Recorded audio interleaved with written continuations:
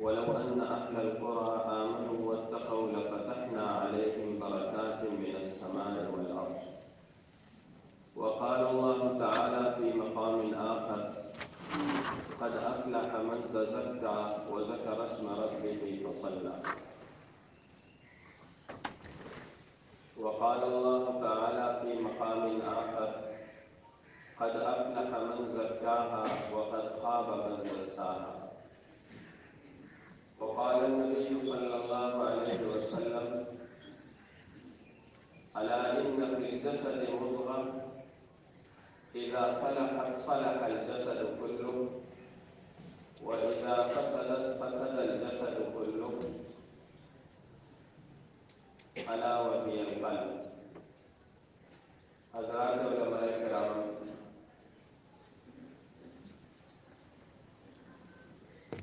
عزیز طلباء، برادران عزیز اور عزیزان گرامی قدر، اللہ تعالیٰ کا بڑا انعام ہے، احسان ہے کہ اللہ تعالیٰ نے اس بابرکت اجتماع میں شرکت کی ہم سب کو سعادت بخشی ہے۔ یہ اجتماع ایک خاص مقصد، ایک خاص فکر اور ایک اہم مشن کو لے کر جگہ جگہ منعقد کرایا جاتا ہے، اور یہ وہ فکر ہے جو اللہ تعالیٰ نے حضرات انبیاء علیہ السلام کو عطا فرمائی، اور اس کے بعد ان کے نائبین کو، ان کے صحیح جانشینوں کو اس میں سے کچھ نہ کچھ حصہ عطا فرمایا۔ ہر آدمی چاہتا ہے کہ حالات ٹھیک ہو جائیں، ماحول صحیح ہو جائے، معاشرہ سنور جائے، دنیا کے اندر امن و امان قائم ہو جائے، دنیا کا نظام درست ہو جائے، دنیا سے دہشت گردی، تفریق کاری، بد امنی، خوف دہشت کی فضا ختم ہو جائے، اس کے گھر کے اندر بھی امن ہو، چین ہو، سکون ہو، معاشرے کے اندر بھی خیر ہو، اور اس سے آگے ملک میں بلکہ پورے عالم کے اندر ایک امن کی اور خیر و برکت کی فضا قائم ہو جائے۔ یہ ہر انسان کی دیرینہ خواہش ہے۔ اسلام نے اس کے لیے ایک فارمولہ رکھا، ایک نظام پیش کیا، ایک دستور زندگی ہمیں عطا کیا، اور وہ اس بنیاد پر ہے کہ حالات کی تبدیلی میں سب سے بنیادی چیز انسان کی تبدیلی ہے۔ جب تک اندر تبدیلی نہ آئے، باہر تبدیلی ظاہر نہیں ہوگی۔ اگر انسان ٹھیک ہو گیا، انسان سنور گیا، انسان بن گیا، تو پھر حالات خود بخود ٹھیک ہو جائیں گے۔ ہم کہتے ہیں حالات خراب ہے، ماحول خراب ہے، معاشرہ بگڑ گیا، اس کا کیا مطلب ہے؟ اس کا مطلب ہے کہ میں اور آپ ذمہ داری دوسرے لوگوں پر ڈال رہے ہیں، معاشرے پر۔ اصل یہ ہے کہ میں اور آپ خود کمزور ہیں، اس لیے کہ معاشرہ کس چیز کا نام ہے؟ ہمارے اور آپ کے نام۔ یہ جتنے افراد بیٹھے ہیں یہ معاشرے ہی کا تو حصہ ہے، انہی سے معاشرہ بن رہا ہے۔ ان کے ساتھ اور ملیں گے، پھر اور ملیں گے، ایک معاشرہ، ایک محلہ، ایک علاقہ، ایک ملک کا ماحول بن جاتا ہے۔ تو ضرورت اس کی ہے کہ ہر انسان اپنے اندر تبدیلی لانے کی فکر کرے، اپنے اندر بہتری کی کیفیت لانے کی محنت کرے۔ اسی محنت کے لیے یہ اجتماعات منعقد ہوتے ہیں۔ اور جب یہ تبدیلی آتی ہے تو اللہ تعالیٰ پھر عالم کے نظام کو بھی بدلتے ہیں۔ حضرات انبیاء علیہ السلام کی محنت اور آج کے نام نہاد مفکرین، دانشور، لیڈران، سیاسی قائدین، ان کی محنتوں میں ایک بنیادی فرق ہے۔ وہ فرق یہی ہے کہ انبیاء علیہ السلام کی محنت کا محور اور مرکز براہ راست انسانی قلوب ہوتے ہیں۔ یہ نہیں جیسے کسی لیڈر نے آ کر کہہ دیا، کسی دانشور نے کہہ دیا، کسی فلسفی نے کہہ دیا، کسی سائنسدان نے کہہ دیا کہ جی فلاں کام کر لیا جائے حالات ٹھیک ہو جائیں گے۔ ایسا نہیں ہے۔ انبیاء علیہ السلام دل کو بدلنے کے لیے آتے ہیں، کہتے ہیں تم اپنے آپ کو ٹھیک کرو۔ تو ان کے ذریعے سے روحانیت کی اور علم و معرفت کی جو بارش ہوتی ہے وہ انسانی قلوب پر ہوتی ہے، اور انسان کی جو بنجر زمین ہے اس پر کاشت کی جاتی ہے۔ پہلے زمین کو سنوارا اور بنایا جاتا ہے اور اس قابل کیا جاتا ہے کہ وہ کاشت کے قابل ہو جائے، اس کے بعد محنت کی جاتی ہے، اور اس محنت کے نتیجے میں انسان کا دل حقیقی دل بن جاتا ہے جس کو قلب کہتے ہیں۔ یہ وہ قلب ہوتا ہے جس کے اندر اب اچھے جذبات آ جاتے ہیں، اچھی کیفیات آ جاتی ہیں، اچھی سوچ آ جاتی ہے، اچھے خیالات آ جاتے ہیں۔ اب دل اور دماغ کی ترجیحات بالکل بدل گئی۔ پہلے نفسانیت تھی، پہلے خود غرضی تھی، پہلے ہر وقت مال اور دنیا کی محبت اور اس کی لالچ تھی، پہلے ہر وقت دل میں بڑائی کی نفرت اور ایک غرور کا نشہ تھا۔ اب حالات بدل گئے دل کے۔ تو جب یہ دل کی کیفیات اور جذبات بدل جاتی ہیں اور اندر کی حالت بدلتی ہے تو پھر انسان بدلتا ہے۔ صحابہ کرام رضی اللہ عنہم پر یہی محنت ہوئی، اور پھر وہ کیسے بنے کہ ان کی وجہ سے پورا عالم تبدیل ہو گیا۔ یہ فتوحات کیا صحابہ نے طاقت کے طور پر، اسلحے کے طور پر،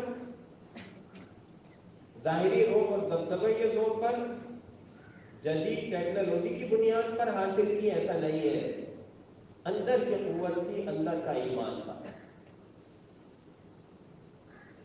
تو جب انسان کا دل بدلتا ہے، یعنی اس کے اندر کے جذبات، خیالات بدلتے ہیں، تو اس کی اب ترجیحات بدل جاتی ہیں۔ پہلے زندگی کا مقصد اور تھا، اب زندگی کا مقصد ہی کچھ اور ہو گیا۔ پہلے کھانا کمانا، نفسانی خواہشات کی تکمیل یہی سوچ کی انتہا تھی، اب نظریہ اور سوچ بدل گیا۔ یہ عالم عیش و عشرت کا، یہ دنیا کیف و مستی کی، بلند اپنا تخیل کر، یہ سب باتیں ہیں پستی کی۔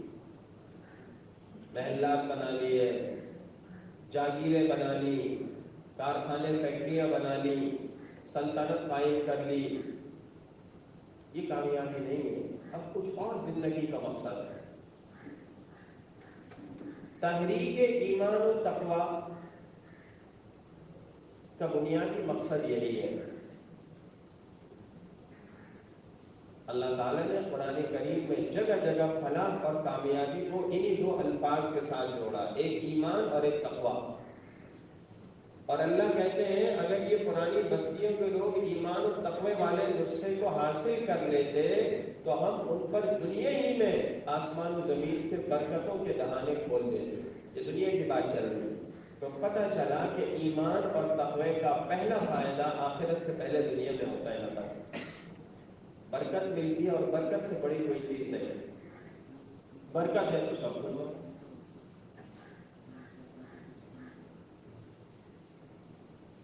یہ جو تحریک ہے اس میں اور عام تحریکوں میں ایک فرق ہے۔ عام تحریکیں کسی جغرافیائی، سیاسی، کسی سائنسی فلسفے یا نظریے کی بنیاد پر قائم کی جاتی ہیں، کوئی عقلی چیز ہے، یہاں ایسا کچھ نہیں ہے۔ ایک ہی چیز ہے، اللہ کا تعلق، انسانوں کی اصلاح، اپنی اصلاح کی فکر اور اس کی محنت، اس بنیاد پر یہ تحریک اٹھائی گئی۔ اور اسی لیے آپ دیکھتے ہیں اس کے جو اجتماعات ہوتے ہیں اس کے اندر ایک دوسرا رنگ ہے، کوئی سیاسی بات نہیں ہے، کوئی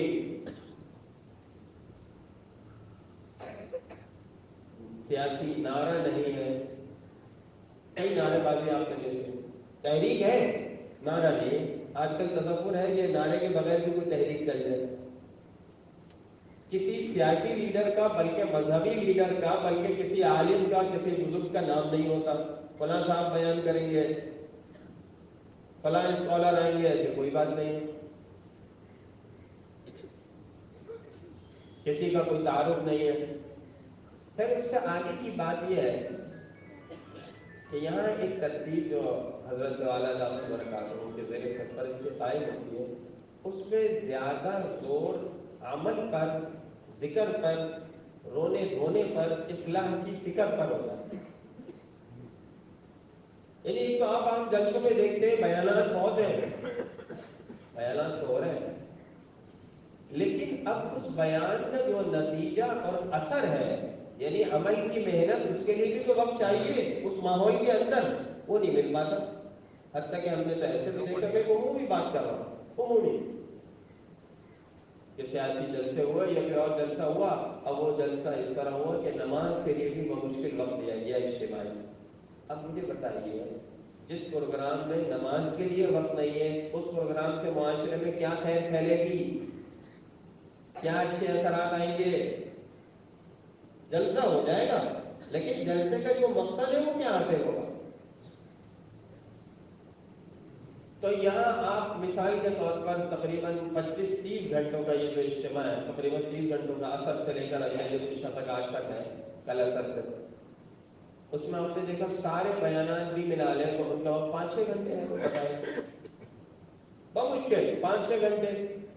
لیکن اس کے ساتھ ساتھ ذکر کا وقت ہے، تہجد کے لیے اہتمام سے اٹھایا جا رہا ہے، رونا دھونا ہو رہا ہے اجتماعی، اس کے لیے مراقبہ ہو رہا ہے۔ یہ سب کس لیے ہے؟ تاکہ عملی محنت بھی کرائی جائے ایک ماحول کے اندر۔ ماحول سے آدمی بہت کچھ سیکھتا ہے۔ تو پہلی اصولی بات تو آپ حضرات کے سامنے یہ عرض کر دیں، بات سمجھ میں آ گئی سب کے اچھی طرح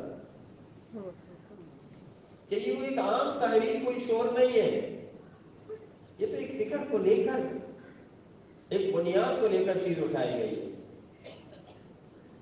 دوسری بات، آپ جب دنیا میں انقلاب لانا چاہتے ہیں معاشرے میں، ماحول میں، تو اس کی کوئی بنیاد ہوگی نا۔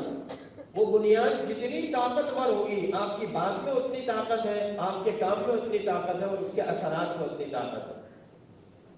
اور سب سے بڑی طاقتور چیز اس کائنات کی کیا ہے، جس کی بنیاد پر کوئی نظریہ، کوئی بات، کوئی تحریک، کوئی پروگرام منعقد یا اٹھایا جا سکتا ہے، وہ ہے اللہ کا تعلق۔ اللہ کا تعلق جس کو حاصل ہو جائے وہ سب سے طاقتور اور سب سے مضبوط ہے، اس لیے کہ اس کے پاس سب سے طاقتور چیز ہے۔ ایک چھوٹا سا بچہ ہے، اس کے سامنے ایک طاقتور آدمی کھڑا ہوا ہے، کڑیل نوجوان، ایک پہلوان، لیکن اس بچے کے ہاتھ میں جب پسٹل ہے، اسلحہ ہے، چھوٹا سا پسٹل ہے، تو وہ طاقتور نوجوان بھی اس کے سامنے بے بس ہے، اس لیے کہ اس بچہ ہے چھوٹا، لیکن چیز اس کے پاس بڑی طاقتور ہے۔ تو کمزور سے کمزور انسان کے پاس بھی اگر طاقتور چیز آ جائے تو وہ بہت کچھ کر سکتا ہے۔ اس لیے اس تحریک کی بنیاد کس پر ڈالی گئی؟ اللہ کے تعلق پر، جس کو کہتے ہیں تصوف۔ یہ اللہ کا تعلق یہی تصوف ہے، اس کو کہتے ہیں تزکیہ، اس کو کہتے ہیں سلوک، اس کو کہتے ہیں احسان۔ حدیث پاک میں اس کے اصل موجود ہے. فرمایا مل احسان، ارشاد فرمائے نبی کریم صلی اللہ علیہ وسلم نے قال ان تعبد اللہ کانک تراہ فان لم تکن تراہ فانہ یراک. تو یہ پروگرام جس بنیاد پر ہوتے ہیں، احسان، سلوک، تصوف، تزکیہ، یہ بے بنیاد نہیں ہے. اس کی اصل حدیث میں اور قرآن میں بھی ہے. میں نے آپ کے سامنے آیت بھی پڑھی، قد افلح من تزکا اور قد افلح من زکا. یہ اللہ کا تعلق جب انسان میں آ جائے تو اس سے طاقتور چیز کوئی نہیں ہے. انبیاء علیہ السلام کے پاس کوئی دنیا کی طاقت نہیں تھی، تن تنہا ہے، لیکن اللہ سے تعلق کے بنیاد پر انہوں نے قوموں سے ٹکر لی، اپنی برادری سے، اپنے خاندان سے، اور دنیا کے نقشے کو بدل دیا. اللہ تعالیٰ نے ہر انسان میں تین، بلکہ اس کائنات میں تین قوتیں رکھی ہیں. ایک جسمانی قوت ہے، ظاہری قوت جسمانی، یہ انسان میں بھی ہوتی ہے، جانور میں ہوتی ہے، اور جانور میں انسان سے زیادہ ہے. شیر کے اندر، ہاتھی کے اندر انسان سے کہیں زیادہ، 20 گنا زیادہ طاقت ہے. یہ جسمانی طاقت ہے. ایک طاقت اور قوت اور ہے جس کو کہتے ہیں قوت ارادی، ول پاور.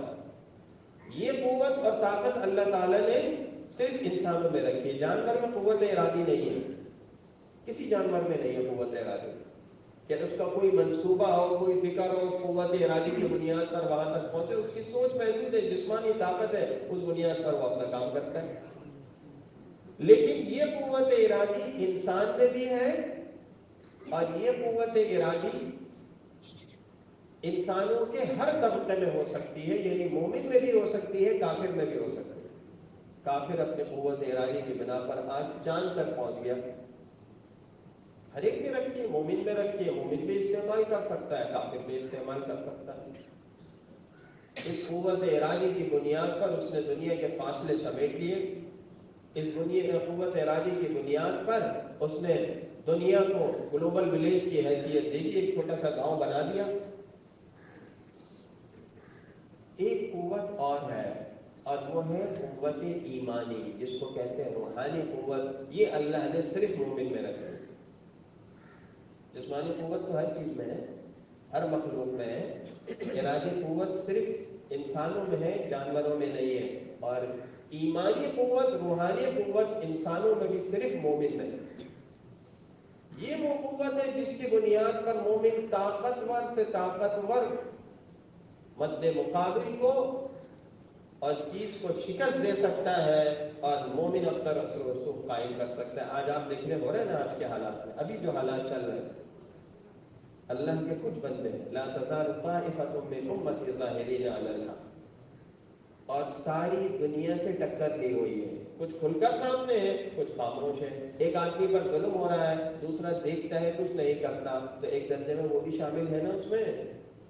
اب کچھ خاموشی سے دیکھ رہے ہیں تماشا، کچھ براہ راست ان کو نقصان پہنچا رہے ہیں، اور یہ اس ساری جماعت کے مقابلے میں یہ لوگ مٹھی بھر ہیں. تعداد کے اعتبار سے، اسلحے کے اعتبار سے، وسائل کے اعتبار سے، آپ کسی بھی چیز سے تقابل کر لیں، 1 اور 100 کی نسبت بھی نہیں ہے. تو یہ بات عقل میں نہیں آتی. لیکن اس کے باوجود کون سی قوت ہے؟ ایمان کی قوت ہے. اس لیے کہ لڑائی اور مقابلہ ٹیکنالوجی سے، اسلحے سے نہیں ہوتا، یہ جذبے سے ہوتا ہے. کسی کو آپ شکست جذبے کی بنیاد پر دیں گے، روحانی قوت کی بنیاد پر دیں گے، اور یہ جذبہ صرف مومن کو عطا ہوتا ہے، جو اللہ ایمان کے ذریعے سے عطا کرتا ہے. تو اس کی بنیاد تصوف پر رکھی گئی، اللہ کے تعلق پر رکھی گئی. اس لیے کہ اللہ تعالیٰ کے تعلق سے زیادہ طاقتور کوئی چیز نہیں ہے. اب اس تحریک کے جس فرد کے اندر یہ چیز آئے گی، وہ اتنا طاقتور ہو جاتا ہے، اور پھر اس کے اثرات معاشرے میں، ماحول میں اتنے طاقتور ہوں گے، یعنی اتنے مضبوط ہوں گے. اس کی مثال واضح ہے. حضور کریم صلی اللہ تعالی علیہ وسلم نے جو محنت فرمائی، وہ محنت کس بنیاد پر تھی؟ اس کے نتیجے میں کون تیار ہوئے؟ صحابہ کرام رضی اللہ عنہ، جو اس کی سب سے طاقتور مثال ہے. آج صحابی کتنے طاقتور تھا، کل حضرت والا دامت برکاتہ نے بیان میں فرمایا کہ صحابہ تو اتنے طاقتور کہ ان کی طاقت سے شیر، بھیڑیے، درندے وہ بھی مرغوب اور متاثر ہیں۔ آج ہماری بات، ہماری آواز اپنے بچے پر اثر نہیں کرتی، اپنے شاگرد پر اثر نہیں کرتی، چھوٹے بھائی پر اثر نہیں کرتی، اور ان کی طاقت شیر، درندوں پر، انسانوں پر نہیں، اوروں پر مؤثر ہے۔ کیا ہے وہ؟ کون سی طاقت تھی؟ روحانی۔ تو جب وہ جماعت تیار ہوئی تو اس نے پھر دنیا کا نقشہ بدل دیا، عالم کے کنارے تک فتوحات ہو گئی، قیصر اور کسریٰ کے خزانے مسلمانوں کے قبضے میں آ گئے۔ یہ ہے اللہ کا تعلق اور تصوف کی محنت۔ اس حوالے سے اب میں دو تین باتیں عرض کروں گا۔ دو باتیں میں اصولی عرض کر چکا ہوں۔ تیسری بات، تصوف اللہ کی محبت اور عظمت کے ساتھ شریعت پر استقامت کا نام ہے۔ بہت سی غلط فہمیاں لوگوں کو ہو جاتی ہیں۔ کوئی سمجھتا ہے کہ تصوف صرف پیری مریدی کا نام نہیں ہے، ایسا نہیں ہے، بلکہ یہاں تک مشائخ نے کہا کہ جب تک آپ کو کسی سے مناسبت نہ ہو جائے، بیعت نہ ہو، بیعت ضروری نہیں ہے، تعلق ضروری ہے، اس سے آپ رہنمائی لیتے رہیں۔ بیعت ہو گئے، کوئی فائدہ نہیں اٹھایا تو اس رسمی بیعت کا کیا فائدہ ہوگا؟ تعلق قائم کیا، اس سے رہنمائی لیتے رہے، اپنی اصلاح کراتے رہے تو ٹھیک ہے، فائدہ ہوگا۔ تو تصوف شریعت سے ہٹ کر کوئی چیز نہیں، یہ طریقت شریعت کے تابع ہے۔ اس تصوف سے مقصد یہ ہے کہ پوری شریعت کی پابندی ہو جائے۔ ادخلوا فی السلم کافہ، قرآن کہہ رہا ہے پورے دین میں داخل ہو۔ آج لوگوں نے دین کو تقسیم کر دیا کہ مسجد تک تو ٹھیک ہے، لیکن مسجد کے باہر بازار میں جب زندگی ہوگی تو ہمارے اپنے طرز کی ہوگی، گھر میں انداز دوسرا ہوگا، تقریبات میں، خوشی بیاہ میں، غمی میں انداز دوسرا ہوگا۔ یہ تصوف نہیں ہے۔ دین پر استقامت یہ تصوف سکھاتا ہے، لیکن اس کے اندر ایک چیز شامل کرتا ہے، وہ چیز ہے اللہ کی محبت، عظمت۔ اب اس کا فائدہ یہ ہوگا کہ عمل کے اندر جان آ جائے گی۔ دیکھیں، ایک آدمی وہ ہے جو آپ کی خدمت کر رہے ہیں ڈیوٹی کے طور پر، آپ نے اسے اجرت پر رکھا، وہ آپ کی خدمت کرتا ہے، ڈیوٹی کر رہا ہے۔ اور ایک وہ ہے جو بغیر کسی ڈیوٹی کے اخلاص کے ساتھ آپ سے تعلق کی بنیاد پر خدمت کرتا ہے۔ دونوں میں کتنا فرق ہوگا؟ دوسرے کی جو اوقات آپ کے دل میں ہے پہلے کی نہیں ہوگی۔ اسی طرح اللہ کے یہاں اس عمل کی قیمت ہے اور اس عمل کی اہلیت ہے جس کے اندر اخلاص ہو، محبت ہو، اللہ کا خوف ہو، اللہ کی عظمت ہو۔ حکیم الامت حضرت تھانوی قدس اللہ سرہ نے ایک مرتبہ مجلس میں لکھا ہے ملفوظات، حضرت خواجہ فرید الدین عطار رحمۃ اللہ علیہ کا ملفوظ نقل کیا اور فرمایا یہ تصوف کا عطر ہے۔ اور وہ ملفوظ یہ تھا، اس کا حاصل یہ تھا کہ تین چیزوں کا آدمی اہتمام کر لے بس کافی ہے۔ تین چیزیں حاصل کرے، ایک اللہ کا خوف، ایک اللہ سے امید جس کو رجا کہتے ہیں، اور تیسری چیز اللہ سے محبت۔ اب یہ سب چیزیں اندر کی ہیں، دل کے اندر کی ہیں، اس کا تعلق ظاہر سے نہیں ہے، لیکن یہ کس لیے؟ تاکہ عمل میں جان آئے۔ اس لیے کہ فرمایا کہ شریعت پر استقامت ضروری ہے تو کچھ چیزیں اختیاری ہوتی ہیں، کچھ غیر اختیاری ہوتی ہیں۔ اصل تو اعمال اختیاری ہے، نماز پڑھنا، روزہ رکھنا، ذکر کرنا، زکوٰۃ دینا، حج کرنا، صلہ رحمی کرنا، دوسرے کے حقوق ادا کرنا، اور اس کے ساتھ ساتھ دوسری چیز گناہوں سے بچنا، اللہ کی نافرمانی سے بچنا۔ تو فرمایا کہ اللہ سے ڈر کا فائدہ یہ ہوگا کہ انسان گناہوں سے بچ جائے گا، گناہوں سے محفوظ ہو جائے گا،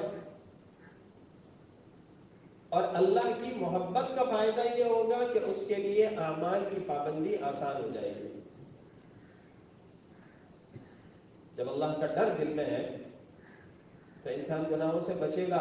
اس لیے کہ انسان کو اللہ کی نافرمانی سے روکنے والی چیز کیا ہے؟ اصل اللہ کا ڈر، اللہ کا خوف. آپ کتنے کیمرے لگا دیں، کتنی سزائیں مقرر کریں، کتنی دھمکیاں دیں، جب تک دل میں اللہ کا ڈر نہیں ہے تو بہت مشکل ہے. وَرَجُلٌ دَعَتْهُ ذَاتُ مَنْصِبٍ وَجَمَالٍ فَقَالَ إِنِّي أَخَافُ اللَّهَ. 7 آدمی قیامت کے دن عرش الہی کے سائے میں ہوں گے. ارشاد فرمایا اس میں ایک وہ آدمی ہوگا جس کو ایک حسن و جمال والی اور صاحب حیثیت حسب نسب والی عورت گناہ کی دعوت دے اور وہ کہے کہ مجھے اللہ کا ڈر ہے، میں اللہ سے ڈرتا ہوں، میں یہ گناہ نہیں کر سکتا. دوسری چیز ہے اعمال کی پابندی، نیک اعمال کرنا. اس پر کیا چیز لائے گی؟ امید. جتنی امید ہوگی، جس قدر رجا ہوگا، اسی قدر نیک اعمال کی پابندی آسان ہوگی. ثواب کی لالچ میں، اللہ کی رضا حاصل کرنے کے جذبے سے انسان بڑے بڑے عمل کر لیتا ہے. اور فرمائے کچھ چیزیں غیر اختیاری ہوتی ہیں، جیسے مصائب انسان پر آ گئے، حوادث آ گئے، پریشانیاں آ گئی، ناموافق حالات آ گئے. اب یہاں بھی تو اللہ کے احکامات ہیں نا کہ صبر سے رہو، شکر سے رہو، شکوہ نہ کرو، اللہ کے فیصلے پر راضی رہو. اس پر کون سی چیز ان حالات میں آپ کو شریعت پر چلائے گی؟ وہ ہے اللہ کی محبت. تو 3 چیزیں ہو گئی: خوف، اللہ کا ڈر، رجا، اللہ سے امید. تیسری چیز اللہ کی محبت. جب یہ تینوں چیزیں ہیں تو شریعت پر پابندی آسان ہے. اختیاری چیزوں پر بھی اور غیر اختیاری حالات میں بھی انسان اللہ کی نافرمانی سے، اللہ کی ناراضگی سے محفوظ رہے گا. اور ان میں بھی جو چیز سب سے بنیادی ہے وہ ہے اللہ کی محبت. تصوف میں خاص طور پر اللہ کی محبت کا پہلو بڑی اہمیت رکھتا ہے. سالک پر اتنی محنت کرائی جائے اور اس سے اتنا مجاہدہ کرایا جائے کہ اللہ کی محبت اس کے دل میں رچ اور بس جائے. پھر جب اللہ کی محبت ہوتی بڑھ جاتی تو پھر تو نہ گناہ ہوگا، نہ کوئی نیک عمل چھوٹے گا، کچھ بھی نہیں. اور فرمایا حکیم محمد حضرت تھانوی قدس اللہ سرہ نے، جو اس فن کے مجدد تھے، امام تھے تصوف کے، کہ 3 کام کر لو. ایک کام یہ محبت حاصل کرنے کے لیے اللہ کی، کہ طاعات کو بنیت ازدیاد محبت کرو. مطلب یہ کہ ہم نماز پڑھتے ہیں، اللہ کی توفیق سے کرتے ہیں، لیکن کیوں پڑھ رہے کہ نماز پڑھنی ہے. یہ ذہن میں نماز نہیں پڑھیں گے تو گناہ ہو، نماز تو پڑھنی ہے. تو ایک ڈیوٹی سمجھ کر کوئی کام کرنا نہیں، ڈیوٹی سمجھ کر نہیں. ہمیں اللہ سے محبت ہے. جب کسی کو کسی سے محبت ہوتی ہے تو آدمی اس سے بات کرنے کا بہانہ ڈھونڈتا ہے. جس سے محبت ہو اس کی مس کال آ جائے تو آدمی کو چین نہیں آتا، مس کال آ گئی بھائی، اور ساری رات کے پیکج کرواتا ہے. ہوتا ہے آفر ہے آدمی کی، سمجھ گئے، کرتے رہو بات ہی بات ساری کے ساری رات پیکج آیا اور رات پتہ نہیں چلتی، پوری رات محبت ہے. تو جب اللہ سے محبت ہو جائے گی تو بات اور ہے. عبادت آسان ہے تو ہم عبادت کیوں کر رہے ہیں، نماز کیوں پڑھ رہے ہیں، ذکر کیوں کر رہے ہیں، نیک عمل کیوں کر رہے ہیں؟ اس لیے کر رہے ہیں کہ اللہ سے محبت ہے ہمیں، اور اللہ سے محبت اور بڑھ جائے، محبوب کے ساتھ کچھ وقت گزارنے کا موقع مل رہا ہے. اللہ تو ہمارے ساتھ ہے لیکن یہ تنہائی کا وقت ہے. اقرب ما یکون العبد من ربہ وہو ساجد، سجدے میں سر رکھا، اللہ کے قریب ہو گئے. کیسے ہوئے ہم نہیں سمجھتے، لیکن سارے فاصلے سمجھو حجابات ختم ہو گئے. نماز میں کھڑے ہوئے، فرمایا انما یناجی ربہ. بخاری شریف کی روایت ہے کہ نمازی اللہ سے سرگوشی کرتا ہے، مناجات ہم کلامی کرتا ہے، جیسے 2 عاشق ساجد، عاشق اور معشوق آپس میں راز و نیاز کرتے ہیں. اور فرمایا بخاری شریف میں ان ربہ بینہ و بین القبلہ، قبلے میں اللہ یعنی اس کی خاص تجلیات ہیں. تو نماز تو اللہ سے محبت پیدا کرنے کا اور خاص تعلق جوڑنے کا ایک خاص موقع ہے، اس لیے نماز پڑھیں۔ کہا پہلا کام یہ بالکل آسان ہے۔ یعنی میں یہ عرض کرنا چاہ رہا ہوں کہ ہماری نظروں میں جو ایک تصوف کا اور اللہ والے بندے کا جو ایک تصور ہے نا، یہ نہیں ہے کہ جی اتنا مشکل ہے، اتنے مجاہدے کرنے پڑیں گے، ساری رات اٹھنا پڑے گا، اور پیر صاحب نے کہا کہ جی وظیفہ کیا کرو یا بھاگو، رات کو 2 بجے اٹھ کے یا بھاگو کا وظیفہ کرو، اب اٹھ کے پڑھ رہا ہے یا بھاگو ساری رات، یہ نہیں ہے کچھ۔ صرف یہ جو کام کر رہے ہیں اسی کے اندر جان آ جائے بس، اس لیے کہ اللہ سب کے ہیں۔ حضرت مفتی محمد شفیع صاحب قدس اللہ علیہ وسلم نے ایک مرتبہ خط لکھا حضرت تھانوی رحمہ اللہ کو کہ حضرت میں تو بالکل کمزور ہوں، کوئی عمل کر ہی نہیں پاتا، زیادہ مجاہدات نہیں کر سکتا بہت زیادہ، میں کیا کروں؟ حضرت نے تفصیلی بات ہے تو حضرت نے جواب میں لکھا کیا اللہ کا تعلق اور اللہ صرف کمزوروں کے لیے، طاقتوروں کے لیے، کمزور لوگوں کے لیے نہیں، اللہ کا تعلق تو سب کے لیے ہے بھائی، اللہ تو سب کا ہے۔ تو کمزور آدمی ہم جیسے کمزور جو بیٹھے بٹھائے کھانا چاہتے ہیں، جو بیٹھے بٹھائے پکی پکائی روٹی لینا چاہتے ہیں، وہ بھی یہ سارے کام کر سکتے ہیں،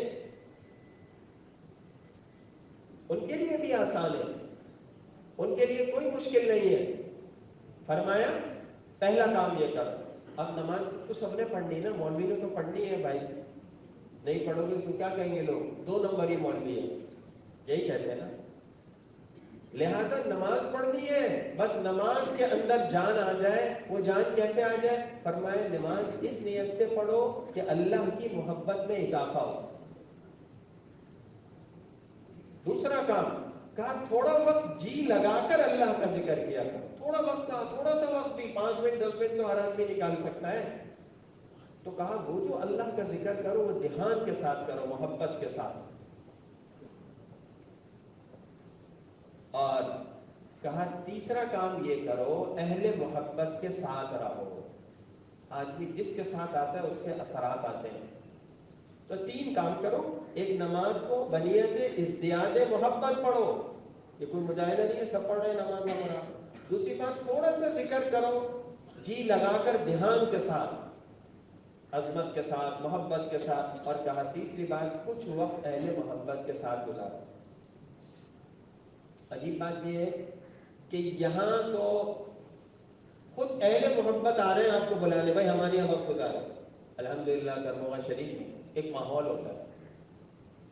میں نے جیسے شروع میں عرض کیا تھا اس تحریک کی بنیاد پہ آپ کے سامنے تعارف رکھا، کسی سیاسی نظریے کی بنیاد پر، عقلی بنیاد پر کوئی ایسی چیز نہیں ہے، سب سے طاقتور چیز کی بنیاد پر ہے وہ اللہ کا تعلق، اسی کو تصوف کہتے ہیں۔ جب تحریک کے ہر فرد میں یہ چیز آئے گی تحریک سب سے طاقتور ہوگی، تحریک کے اثرات سب سے طاقتور ہوں گے، تو اس کے لیے ایک ماحول بنایا جاتا ہے اور وہ ماحول آپ کو وہاں ملے گا۔ ایک فطری بات ہے کہ آبادی اور دنیا کی قدورتوں اور کسائب سے اگر صاف ماحول ہو تو دل اور دماغ بھی خالی ہوتا ہے ہر چیز سے، اور اس کے بعد جو محنت ہوگی اس کے اثرات جلدی ہوں گے۔ تو الحمدللہ ایک بڑی تعداد ہے جو وہاں ہر سال جاتی ہے اور وہاں وقت گزارتی ہے، اس لیے تاکہ تصوف کی یہ جو محنت ہے اس کے صحیح اثرات کچھ وقت میں رہ کر آپ کے اندر جذب کریں۔ میں نے اسی لیے عرض کیا کہ یہاں جو 25-30 گھنٹے کا یہ پروگرام ہوتا ہے، آپ اس کا نقشہ دیکھیں تو اس میں آپ کو بیانات کم ملیں گے، ذکر، اذکار، مراقبے اور سوچ بچار، رونا دھونا یہ چیزیں زیادہ ملیں گی۔ مربع ترتیب سے ہٹ کر سب چیزیں، کسی قائد کا نام نہیں ہے، کسی مذہبی لیڈر کا نام نہیں ہے، کسی کا کوئی تعارف نہیں ہے، کوئی اس تحریک کا لوگو نہیں ہے، کوئی اس کے پیچھے سیاسی نظریہ نہیں ہے۔ سب محنت کس لیے ہے؟ تاکہ جو اصل اور بنیادی چیزیں اس پر اٹھائیں۔ بیان مقصد نہیں ہے، بیان تو تبدیلی لانے کی ایک کوشش ہے، ایک فکر لانے کی کوشش ہے۔ اب اسی ماحول میں آپ کو کچھ وقت دیا جا رہا ہے، مراقبہ بھی، رونا دھونا بھی، تاکہ اس کے اثرات ہوں۔ آپ جب انشاءاللہ وہاں 40 دن گزاریں گے اور یہ ہوگا تو اس کا بڑا فائدہ ہو۔ تو کون کون ساتھی تیار ہے ذرا ہاتھ کھڑا کر کے بتائیں؟ ماشاءاللہ، تو سب نے ہاتھ اٹھا لیے، اللہ سب کو جزائے خیر عطا فرمائے۔ تو میں یہ بات عرض کر رہا تھا کہ یہ تصوف حضرت تھانوی رحمہ اللہ نے اتنا آسان کر دیا۔ اب میں اصل بات کی طرف آتا ہوں، اللہ کا خوف، رجا اور محبت، اور ان میں سب سے بنیادی چیز محبت ہے۔ یعنی تصوف اس کا نام ہے کہ آپ شریعت کی پابندی کریں، کوئی اور چیز نہیں ہے، کوئی وظائف نہیں ہے، کوئی مجاہدے نہیں ہے بڑے بڑے، اللہ کی محبت کے ساتھ، بس یہ کوالٹی اس کے اندر۔ جب اللہ کی محبت کا گڑ اس میں شامل ہو جائے گا جس طرح کھانے میں نمک سے ذائقہ آتا ہے اور مٹھائی میں گڑ سے مٹھاس آ جاتی ہے، تو اس عمل کی کوالٹی بہت بڑھ جائے گی۔ اب یہ نماز پڑھنا ڈیوٹی والی نہیں ہوگی، اب یہ روزے رکھنا پابندی ڈنڈے والا نہیں ہے، جیسے حکومت ڈنڈے کی بنیاد پر عمل کراتی ہے نا بہت ساری چیزوں پر۔ یہ خالص محبت اور عظمت کے ساتھ ہو رہا ہے۔ اللہ کے اس آدمی کی کوالٹی بہت زیادہ ہے، اور اس محبت کی اتنی اہمیت ہے کہ میں نے ایک دن پڑھا ایک ملفوظ عجیب، حکیم محمد ہاشمی اللہ علیہ کے مجدد تھے، ایک عجیب بات کہی، فرمایا کبھی اپنے اوپر ناز نہ کرنا، کبھی ناز نہ کرنا کہ جی ہم ایسے، ہمارے پاس ایسا، ہم تو یہ ہیں، عالم ہیں، وہ نہیں۔ اور فرمائے کسی کو حقیر نہیں سمجھنا، فرمائے اس لیے کہ بسا اوقات ایک آدمی بظاہر فاسق و فاجر ہوتا ہے، لیکن ایک عجیب بات جو نہیں پڑھی، اللہ معاف فرمائے، بڑی نہیں، ایک فسق و فجور کے وقت میں بھی، حالت میں بھی اس کے اندر اللہ کی محبت کی کوئی ایسی چیز ہوتی ہے جس کی وجہ سے اس کا بیڑا پار ہو جاتا ہے۔ اللہ کی تو محبت کی بڑی قدر ہے نا۔ آپ نے دیکھا ہوگا دنیا میں جب قربانیوں کا وقت آتا ہے تو عام طور پر ایسے لوگ سامنے آتے ہیں جو بظاہر دیندار نہیں ہوتے زیادہ، ان کا چہرہ مورا، ان کی مذاقت، ان کا لباس ایسا نہیں ہوتا کوئی انہیں بہت بڑا بزرگ ہے، لیکن اللہ کی محبت، دین کا جذبہ، دین کی محبت، حضور کریم صلی اللہ علیہ وسلم کی عظمت و محبت ان کے دل میں ایسے ٹوٹ کر بھری ہوئی ہے کہ اللہ کی وجہ سے ان کا وہ عمل بہت قیمتی ہے اور سب کچھ ان کا بیڑا پار ہو جاتا ہے۔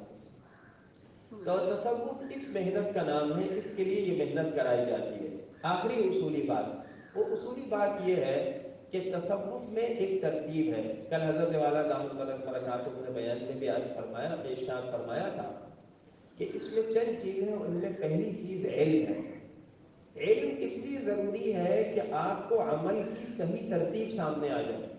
میں اس حوالے سے ایک نقطے پر تھوڑی سی توجہ ساتھیوں کے مبذول کرانا چاہوں گا۔ عام طور پر جب آدمی تصوف کی لائن میں قدم رکھتا ہے تو نوافل کو، اذکار کو، وظائف کو ہی سب کچھ سمجھ لیتا ہے۔ ترتیب یہ ہے کہ پہلے فرائض ہو، پھر فضائل ہو، نوافل ہو، پہلے حقوق ہو، اس کے بعد مستحبات ہو۔ فرائض کی ادائیگی کا، حقوق کی ادائیگی کا اہتمام نہیں، آپ وظائف میں لگے ہوئے ہیں، آپ کی محنت ناقص ہے۔ اور فرائض میں جو اہم ترین چیز ہے جس کی طرف ہماری توجہ نہیں ہوتی، ہم نماز کو فرض سمجھتے ہیں، روزے کو فرض سمجھ رہے ہیں، ایک اہم ترین چیز جو کہ ہر طرح کے ساتھی ہیں وہ ہے اکل حلال۔ حلال غذا پیٹ میں جائے۔ اللہ تعالیٰ قرآن میں فرماتے ہیں یا ایھا الرسل کلوا من الطیبات واعملوا صالحا، نیک عمل کا بعد میں حکم دیا، حلال غذا کا پہلے حکم دیا۔ حضرت سفیان ثوری رحمہ اللہ کا مقولہ امام ابو نعیم اصفہانی رحمہ اللہ نے حلیۃ الاولیاء میں نقل کیا ہے، انظر درہمک من این ہوا وصل فی الصف الاخیر۔ فرمایا ہر وقت یہ سوچتے رہنا کہ جو تم نے پیسہ کمایا وہ کہاں سے آیا، حلال ہے حرام، مشتبہ تو نہیں ہے، باقی چاہے نماز آخری صف میں پڑھو۔ اس کا مطلب یہ نہیں ہے نماز آخری صف میں پڑھنے کی عادت ہے، نماز تو پہلی صف میں پڑھنا ہی اصل، لیکن کہنا یہ چاہ رہے ہیں کہ ترتیب، حلال مال کی فکر پہلے، اگر تم نے حرام لقمے سے اپنے آپ کو بچا لیا، چاہے نماز پڑھ لی، کسی بھی درجے میں نماز ہو جائے گی اور تمہارا دین بچ جائے گا، ورنہ معاملہ خطرناک ہے۔ حضرت شیخ الحدیث قدس صلی اللہ علیہ وسلم نے نقل کیا ہے کہ جب حجاج خلیفہ بنا تھا، کوفہ میں آیا تھا، والی بنا، تو لکھا یہ ہے کہ کوفہ میں ایک جماعت تھی نیک لوگوں کی، وہ جس کے حق میں بد دعا کرتی وہ مارا جاتا۔ حجاج نے پہلے دعوت کی سب کی اور کہا الحمدللہ اب تمہاری بد دعا سے میں بچ گیا، کیوں؟ کہا میں نے تمہیں مشتبہ مال، حرام مال کھلا دیا، تم کتنی دعا کرو بھائی۔ تو تصوف کی محنت تو ہو رہی ہے، تسبیحات بھی ہیں، تہجد میں اٹھنا بھی ہے، رونا دھونا بھی ہے، لیکن اگر حلال پیٹ پہ نہیں ہے تو فائدہ نہیں۔ تو پہلی چیز اکل الحلال، اور دوسری چیز ہے صدق المقال، زبان پر قابو، زبان اور نگاہیں قابو میں ہو جائے۔ امام نووی رحمہ اللہ نے نقل کیا ہے کہ قیس بن ساعدہ اور اکثم بن سیفی دو بڑے بزرگ ہیں اور بڑے علماء میں سے بھی ہیں، دونوں ایک جگہ جمع ہوئے، دونوں آپس میں مذاکرہ کیا، آپس میں بات چیت کی۔ اب ہماری بات چیت تو سیاسی موضوع پر ہوتی ہے، کاروبار پر ہوتی ہے، ان کی بات چیت کیا تھی؟ کہا بھائی یہ بتاؤ، ایک نے دوسرے سے پوچھا کہ ابن آدم میں، انسان میں کتنے عیوب ہوتے ہیں؟ یہ فکر تھی نا. کتنے عیوب ہوتے ہیں؟ کہا 8,000 تو میں گن سکا ہوں، 8,000 سے زیادہ. عیوب تو بے شمار ہے، 8,000 کی تو میں نے لسٹ بنا لی.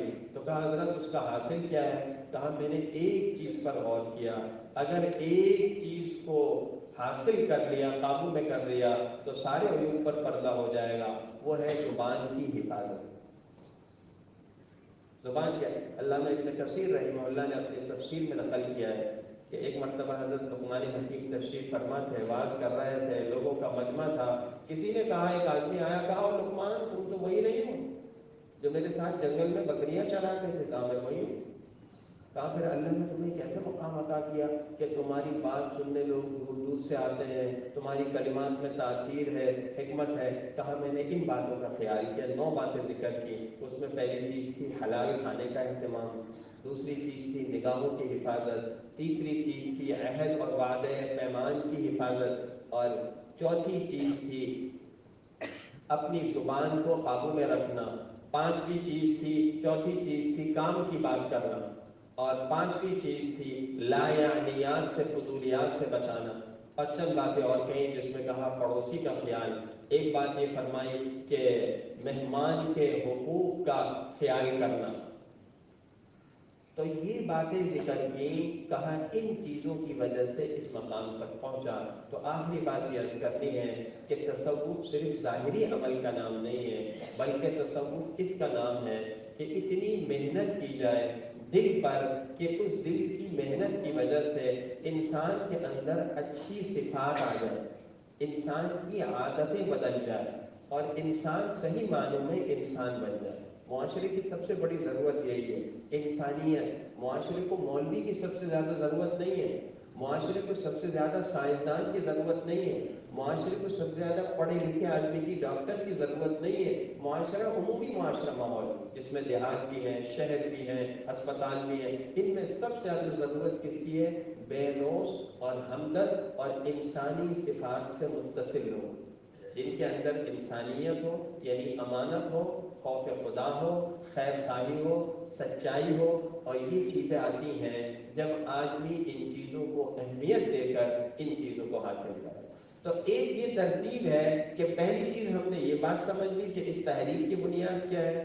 دوسری چیز ہم نے یہ سمجھ لیا کہ ایمان اور تقوی میں جان کیسے آئے گی. تیسری بات ہم نے یہ سمجھ لی کہ تصوف اصل کس محنت کا نام ہے. اور چوتھی بات یہ سمجھ لی کہ ترتیب ضروری ہے، فرائض پہلے ہو، حقوق پہلے ہو، حلال مال پہلے ہو، اور زبان کی سچائی پہلے ہو، امانت پہلے ہو. یہ نوافل سے کہیں زیادہ اہم ہے.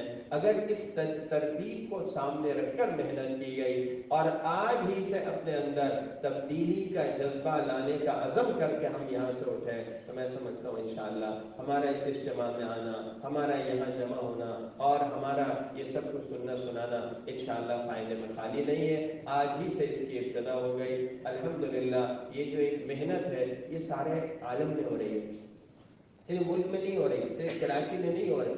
آپ حضرت کی عمر دیکھیں، حضرت کی صحت دیکھیں، حضرت کے آداب پر، اس کے باوجود اتنی محنت. یہ ایک فکر ہے، یہ ایک جذبہ ہے اور کچھ نہیں. حضرت شیخ الحدیث قطب العالم حضرت مولانا محمد زکریا قدس اللہ سرہ کو اللہ تعالیٰ نے شریعت اور طریقت کا جامع بنایا تھا.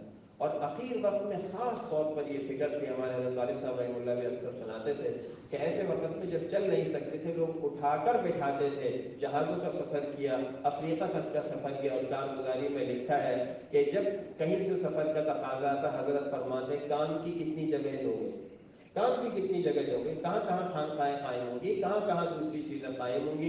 حضرت کے ایک بہت بڑے خلیفہ نے خط لکھا حضرت کو کہ حضرت میں نے ایک ایسی جماعت بنائی ہے جو یہ کام کر رہی ہے، فلاں ایسی جماعت ہے اور ان کا علاقے پر ایسا ہولڈ ہے. فرمایا سب چیزیں تمہیں مبارک ہو، تم دین کے کام کر رہے ہو دوسرے، لیکن یہ بتاؤ اللہ اللہ کے لیے، تنہائی کے لیے، اللہ کے ذکر کے لیے تم کتنا وقت نکالتے ہو.